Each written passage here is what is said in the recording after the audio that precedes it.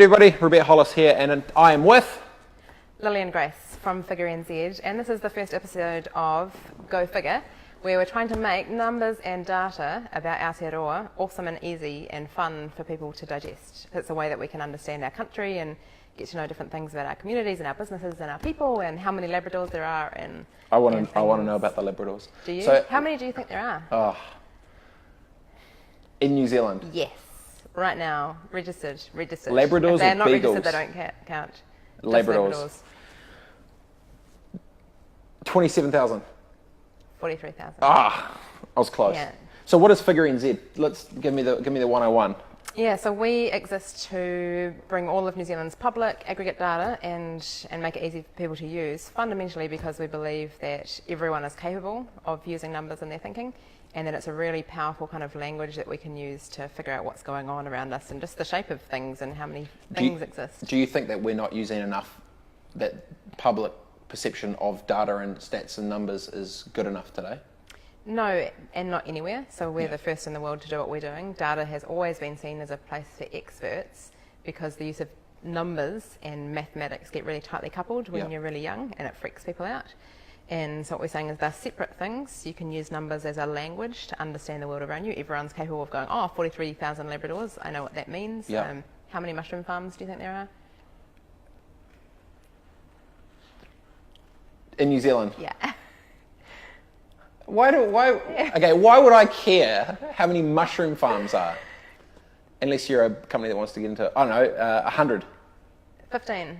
Really? Do you not find it interesting? Do you not care, or is it because you don't know? For me, if contextually, I personally care how many mushroom farms? No, but did you find it interesting to know that there's 15? If it's relevant to something I care about, 100%. Yeah. Like if you were to say, Robett, how many Oakland Raiders fans live in Auckland that are keen to create a club to dress up every week and watch the Raiders play, I'd be really, really, really interested. I'm sure you wouldn't care. Oh, I care about all of it. All of it. So, but yeah. Talk to me about, is it an education play to make the public awareness around numbers and stats feel different about it or act different on it, or talk me through like in a dream scenario, what does success look like if it's the first in the world to form what's different? What does that look like? Yeah, it's when it becomes really normal for anyone to just say all the time, what are the figures on that? Because at the moment we don't do that. We make decisions about what businesses we're going to start, where we're going to, what region we might move to, and things about what our communities should be focused on, what philanthropic organisations might want to invest in, and we tend to do lots of that without actually knowing. And our tagline is See New Zealand Clearly, because it's all about how can we actually see more clearly and then focus in on the areas that we care most about and we'll do things. What type of obviously, we understand the tech landscape and big data and all that stuff. This is more a practical thing of on the ground, real tangible things, right? X amount of percentage of unemployment in the East Coast, a certain percentage of, domestic violence on certain, that is a key driver for you to start to try and combat some certain things. Do you have a priority of where you want the datas and stats and numbers to help shape culture? Talk me through that. Not really, not on a specific topic, because if you think about it, something like Wikipedia, it's the knowledge infrastructure that means that everyone, regardless of what they care about, can learn some stuff. And so in this world, we've now got big data and everyone's talking about... but no one knows what to do with it, right? Yeah, and big data is really good for automating decision making. So, the big data that, say, Google Maps might use to tell you what bus to get on, great. But that's massively different from data that helps humans make better decisions. And knowing, for example, that the unemployed youth in Gisborne Hawke's Bay is 28.3%. Is that what it is? Yeah.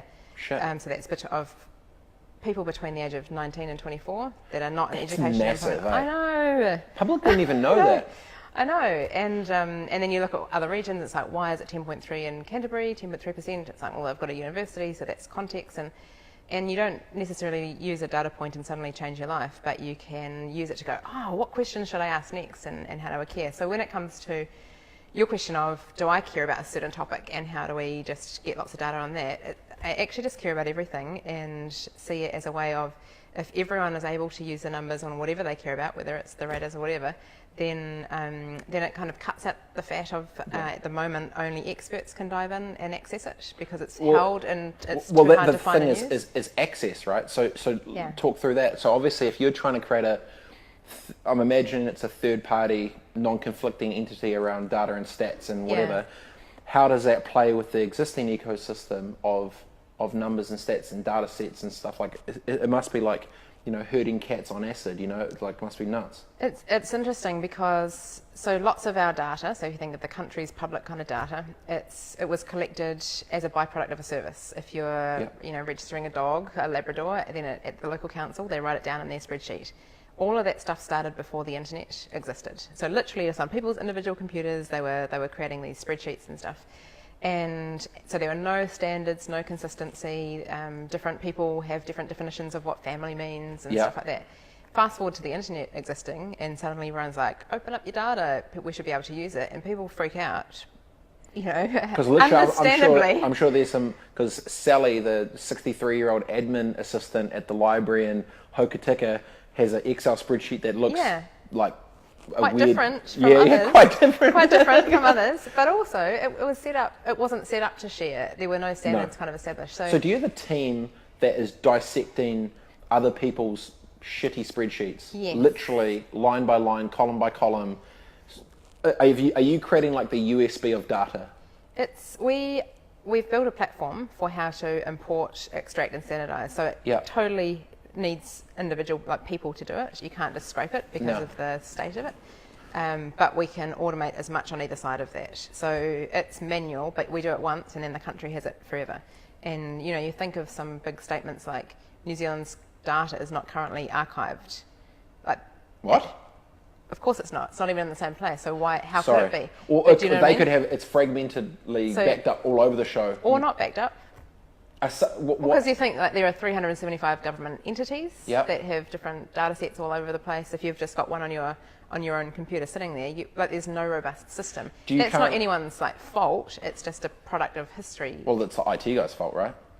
Guy or woman. Oh yeah, but I think guy or woman. So do you know if there's a council or government entity which hasn't got a backup of some data?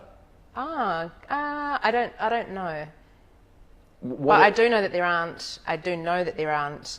Just like a consistent system throughout. No. So you know how often it's not the fact of whether something's saved, is how easy it is to get back up and running. So you could be storing stuff, but if it takes 3 weeks to pull it back up, then that's a problem. Are you providing with the business?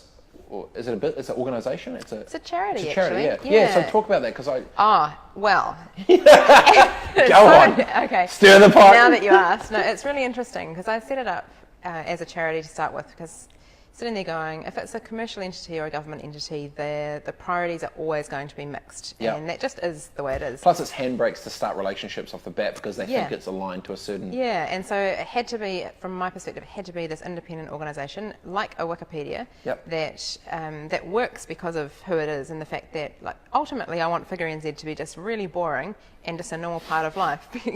Do you know what I mean? Like where you just go, what are the figures on that? You pull up your device, you look at it. You don't do a song and dance. It's just there.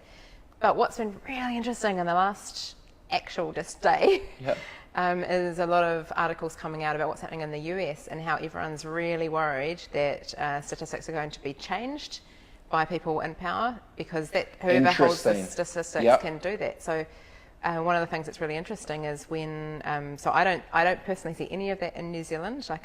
Everyone I deal with in government is great, and we've got a good relationship with Stats NZ, etc.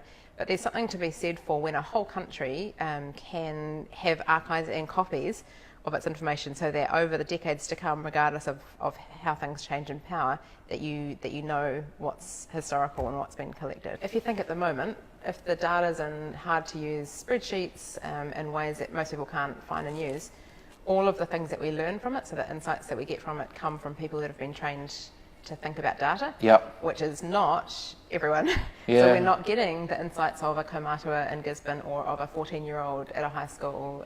Well, it's because the guys that want to know don't know where to go or how to get it, or the guys locally that do want to make an impact. Or women. Yeah. Oh, guys, sorry, guys.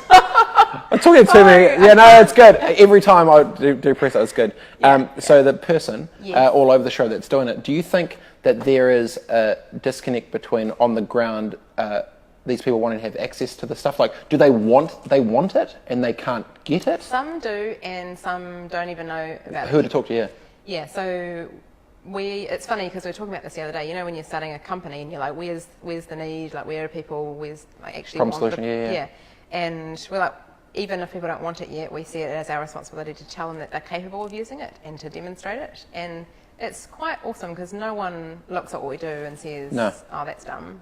Don't want." No, well, it's helpful for free. And if anything, big business, regardless what it is, they're wanting. I'd imagine, probably in your spot, they're wanting access to that, right? But everyone does. Yeah. And it's been really interesting to see there are some certain pockets of people that want data, like a lot of iwi are really keen to get their hands on data to better understand. Totally.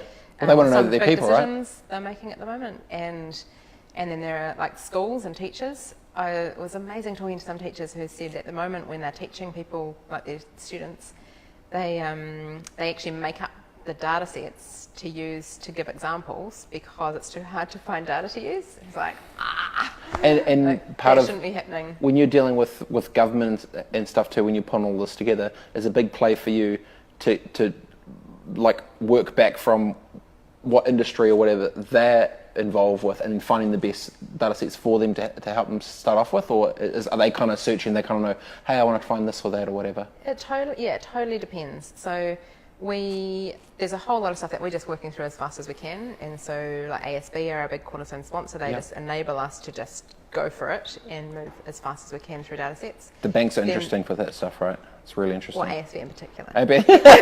Because they paid me most recently. ASB. It's like the Dave Have you seen that Dave Chappelle thing? And he's like, I do ads for Coke or Pepsi, but because Pepsi paid me most recently, Pepsi tastes better. It's like this. It's so good. No, we chose ASB actually. They were the only bank that we approached. That's awesome. And they've done a good digital transformation over the last few years. Good. I didn't know them a few years ago. Yeah. No, they have. No, we're big. I know a few of those guys. They've been making some moves. It's good. Yeah. No, it is. And so there's data that they might want in particular or other banks, but often it's just about freeing it up because you don't know what's going to happen until the information's out there. So are you selling this data? No. See, that's interesting because most people would, right? Yes. And that's one of our differences as well, is if you sell information, then you are creating inequality of access to information. Yep. Which in some contexts might be fine, and I can't think of any, but it probably is. I'm not saying I'm blanketly opposed to it, but when it comes to stuff like this, where it's stories about our country, I just think that, you know how we currently invest in making sure that everyone in the country can learn to read? Yep. We do that as a society. We go, that's a no-brainer, everyone should do it, not just the special people, everyone. And we don't yet do that with data. We don't with numbers. We don't yet invest in making sure everyone's capable of using numbers in their thinking. And in the same way that my amazing team, and I totally believe that the whole pie grows for everyone. Like, we're all better off when we can all understand. Because at the moment we spend so much time, often arguing about what is, and rather than arguing about what we should do next or what our vision is and where we should go. So that's a big part of it, is like free it up so the conversation can change. And there will totally be a tipping point, right? Because if you go to a meeting and there are 10 people and no one uses data to back up their thinking, no one has an incentive. If you go and 3 people, you end up kind of having to use it. And so there'll be some kind of tipping point, we think, culturally, where it suddenly becomes apparent, like, oh, you actually have to be using numbers as an input, like definitely not the whole thing. Well, the great thing when you're in a room with a whole bunch of people that are trying to make these decisions, it's great with data because it's non-emotive. That is the fact of the thing. It's not airy-fairy, wishy-washy. It's just like tangible, binary, yes, no, up, down, whatever, which I think's good. What do you think the best impact you can have for New Zealand with the charity is in the next 5 years? The next 5 years. So I think it's actually really hard to measure. So we've done a report on looking at the value that we can deliver, and the net present value of Figure NZ came out at $735 million based at what we can deliver in the next 10 years. Wow. And but it's almost like it's all assumptions up the wazoo because it's so hard. Like, how would you measure the value of something like Wikipedia? But really, like if someone makes a decision to not start a business because they know that cafes on that corner always close, or There you someone go. makes Yep. a decision to specifically target this community to help with getting youth from education into employment, like that kind of stuff is really hard to measure, and it's probably never going to come just from looking at one chart or something on No. Federer NZ. It's going to be a whole lot of things, but we absolutely believe, like get up every day because we believe that we can really shift the effectiveness of the decisions that we're all making, and in like quite a big way, Are there in a subtle way. Are there key like influencers or decision makers, guys and girls all over the show that you want to really try and proactively get to that can make a big impact on the ground up? Because it's almost trying to re-educate an entire way of thinking about numbers. You know, like if you're in a business, the crew will be like, oh yeah, talk to the money crew, they know what's up. But it's not like they deflect like when it comes to numbers or stats or anything like that as well. But I'm imagining it being, if your goal of what you're trying to say, it really opens up the conversation to think differently about how people treat data or stats and figures, right? Yeah, it's a big deal. So we've been looking just recently at some of the big culture shifts that we've been through, right? Yeah. We didn't used to recycle, and now we do. Like Yep. I remember when it No, I was remember, just not yeah, even yeah. a thing, and lots of other behaviour things, seatbelts, drink driving, and that kind of stuff. And that has all changed in our lifetime. And it wasn't by accident, like it was a planned Yep. culture shift. And Totally. and it's taken, it might take 20 years to actually fully shift into embed. But so we're going, that's the level of culture impact that we believe we'll have. And so what are the principles to extract from that? Like there's, how do you create that shift? And What if you would have studied from, I guess, smoking, huge, drunk driving, recycling, all those things. In your opinion, what were the key parts that made that actually scale at a national level from an educational side to change the way people thought about those things? Because you are exactly right. I can remember what it felt like for those things. In your opinion, what were the key things that helped with the mind shift around it's that? really interesting. So there's always kind of multiple incentives for different people's motivations. So you think of drink driving, part of it is social stigma, Yep. part of it is don't want to be caught by the cops, don't want to be fined. So you're kind of hitting people through different strands. But those ad campaigns are also ridiculously effective. And some I of it think- was people's fear of death, some of it was people's fear of not wanting to be look like a dick for Yep. killing a child or something. But all of them, I think, have quite a strong social stigma around not changing behaviour.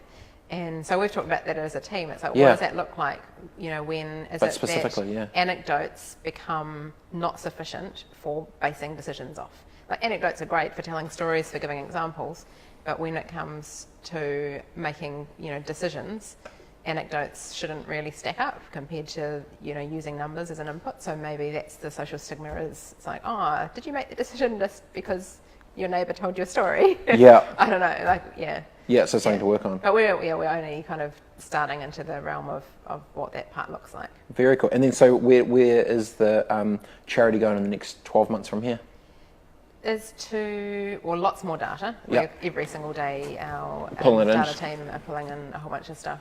And doing some creative stuff, so looking at telling stories about places. So we've done this first example around Kaikoura, and to be able to say, oh, there's 6 schools and then 5 of them are primary and they're all co-ed, and there's about 490 students, about 190 Māori students, 4 Pacifica, like 1 international student. And the reason stuff like that matters is, through say a disaster time or something, if you're able to print out these kind of summaries of what a town looks like through numbers to volunteers, and so you're able to go, oh, okay, there's like 1 international student that will probably be feeling scared that we should try and find. Yeah. And and there's like 500,000 retired people in New Zealand. So what does that look like for how we should be thinking about that? Yeah. But the place stuff I find really fascinating, and we've got some really awesome people organisations, large ones that we're partnering with in the next few months that will help us spread the story online and by physically flying us places. Nice.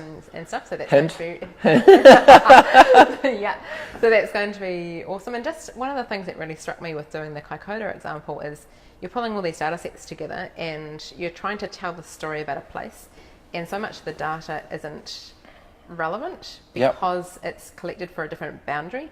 So, for example, all the health data might be under the Canterbury District Health Board rather than the Kaikoura District. Yes. Or the they need crime some sex from stuff different. might be under the Marlborough Police Unit data. And so what that means is that our kind of boundaries for accountability are not matching our boundaries for metrics and how to measure them. And so it's like, what does that mean for the people Then you're going to have to create shift the dial? Yeah, and I imagine in each of those situations, you're going to have to come up with your own almost mini formulas for what's going to work for you to be able to help the people on the ground there, whatever, right? And so we'll do that, and we'll do some case studies and share them and just see how we can be most useful, really, because that's at the end of the day all we care about. Otherwise, we're all wasting our time. I like the idea of localizing with context, but then that's cool because people care, right? Like if I think we talked about if you were to have like call to actions or something on the ground with guys and girls can see like actual stats that are relevant to them that they care about that they didn't know. That's when you get action. Yes. And it's almost like not only are you helping with the action piece, you're helping educate them on the ground for potentially what they don't know already, so they can actually do something about it. And there's so many uses. So talking with my niece and nephews a few weeks ago in Onga in Hawke's Bay, and they're going to all be homeschooled this year, and so we're able to look up all the data and go, right, so in Central Hawke's Bay there's 20 others that are being homeschooled, and they counted up the ones that they knew, and they're like, oh, we know 18, like there's 2 more friends. But stuff like that, there's like a whole different ways of looking at I think at the end of the day, the data exists, you're pulling it all in, opening it out for everyone, which adds value for them to be able to have more context locally to help, which is cool. Yes. If people want to know more, where can they go? What can they do? They can just go to figure.nz. It's all free for everyone to take and use, as long as they use the licensing of the original source, which we often convince them to make it just take and do whatever you want. Which they've got up there. Yeah. Very cool. And all of our contact details of the team are on our site as well, because we care about being useful, and we're such a small country that it's really about engaging with humans. Totally, yeah. So we're always happy to be asked questions and stuff. Well, usually within one contact, someone knows exactly who you need to talk to. Yeah, exactly. Yeah. And our data team usually just know where to find everything as well. Even if we haven't processed it, it's stuff that we can go, find this and grab it. Very cool. Yeah. All right, mega. Good yarns. Figure.nz for a whole bunch of cool stuff, utilising data and stats to make New Zealand cooler and better. Yeah. See you guys soon.